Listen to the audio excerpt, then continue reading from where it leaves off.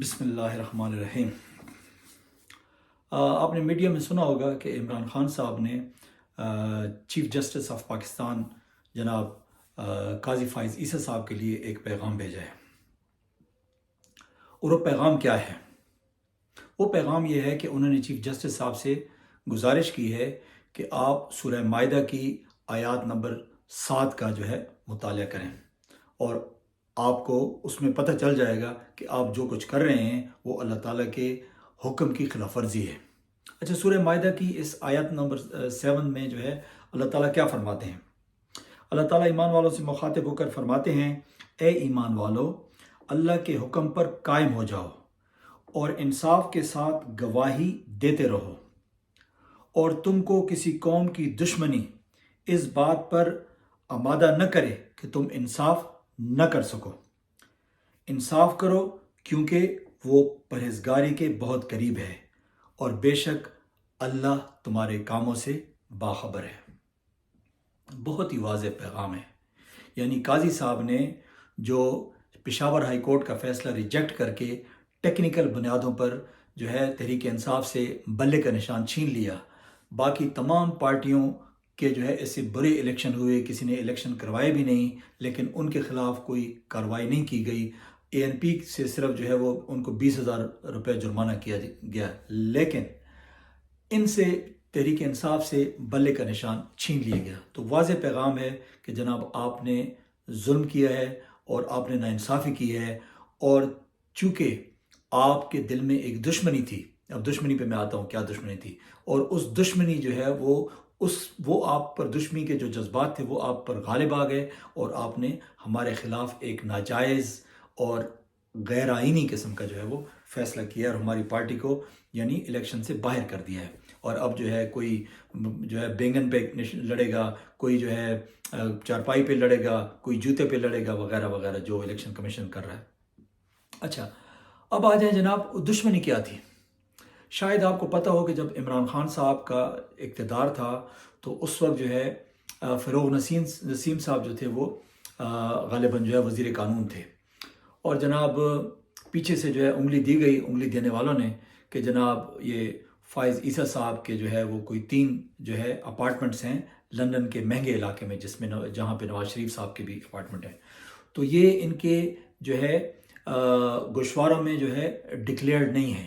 لہٰذا ان کے خلاف ریفرنس بھیجیں۔ اچھا، عمران خان صاحب جو تھے وہ تو آپ کو پتہ ہے وہ تو کلیئر آدمی ہیں، انہوں نے تو جب بھی کوئی کسی کا کرپشن کا کیس آیا تو انہوں نے اس کو معاف نہیں کیا، جہانگیر ترین ہو، چاہے علیم خان ہو، چاہے عامر کیانی ہو، کوئی بھی ہو، کسی کو نہیں چھوڑا۔ تو ان کے جب سامنے یہ چیز آئی تو ان کا ایک فرض بنتا تھا، انہوں نے وہ ریفرنس بھیج دیا۔ بعد میں جب وہ ریفرنس وہاں پہ عدالت میں وہ سپریم جوڈیشل کونسل میں چلا تو قاضی صاحب نے اس کا ڈیفینس کرنے سے انکار کر دیا۔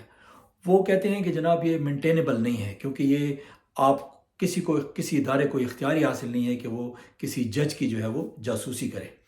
بہرحال ایف بی آر کو کیس بھیجا گیا، اور ایف بی آر سے اور باقی تمام ہر جگہ سے کلیئر ہو گیا کہ جناب قاضی صاحب نے یہ 3 اپارٹمنٹس اپنے گوشواروں میں ظاہر نہیں کی، غالباً ان کی بیوی کے نام تھے، اور یہ یعنی اس میں ملوث ہیں۔ لیکن بعد میں وہ چونکہ آپ کو پتہ ہے وہ سارے آپ کے کولیگز تھے، ان کے سب کولیگز تھے، تو انہوں نے قاضی صاحب کی یہ پلی قبول کر لی کہ جناب یہ مینٹینیبل نہیں ہے، اور اس کیس کو ڈسمس کر دیا۔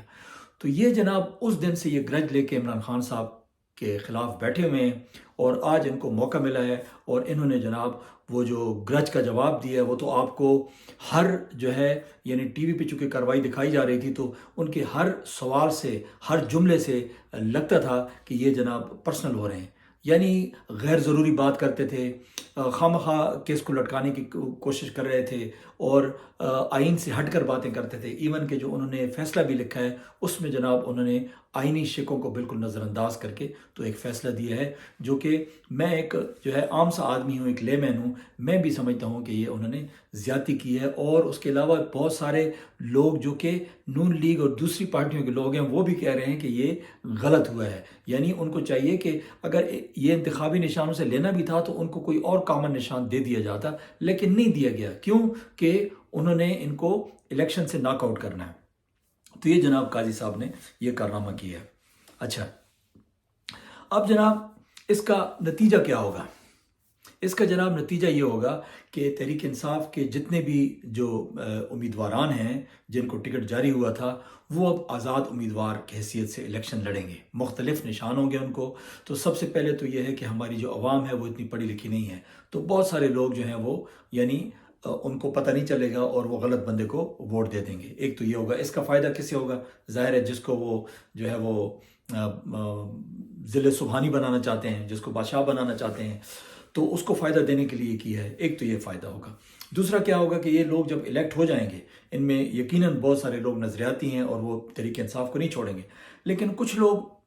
1-2%، 3% آپ کو پتہ ہے کہ وہ کالی بھیڑیں تو ہر جگہ ہوتی ہیں، تو یہ عین ممکن ہے کہ کچھ لوگ جو ہیں جب الیکشن جیت کر آئیں گے تو ہو سکتا ہے چونکہ ان پہ کوئی قانون لاگو نہیں ہوگا تو وہ تحریک انصاف کو چھوڑ کر کسی سے پیسے لے کے کسی بھی جماعت کو جوائن کر سکتے ہیں۔ اسپیکر کے الیکشن ہوں گے، آگے جو ہے ہو سکتا ہے پریزیڈنشل الیکشن ہوں، سینٹ کے الیکشن ہوں گے، تو وہ جو ہے اپنا ووٹ بیچ سکتے ہیں۔ تو ایک ہارس ٹریڈنگ کو یعنی ایک فروغ دیا گیا ہے کہ جناب آپ کھل کے ہارس ٹریڈنگ کریں، کیونکہ اس ملک میں ہمیشہ سے یہ آتا رہا ہے۔ اب جناب صورتحال کیا ہے؟ اب صورتحال یہ ہے کہ یعنی ایک جج جو